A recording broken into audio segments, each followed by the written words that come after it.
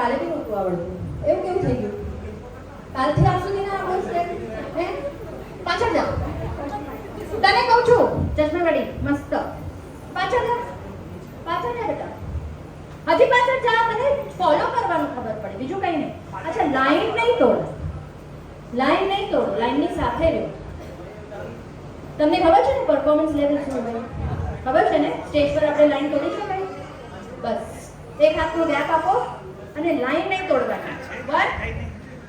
1 2 3 go and right left right and jump and right left right and jump and right left right jump and right left right jump and right left right and jump.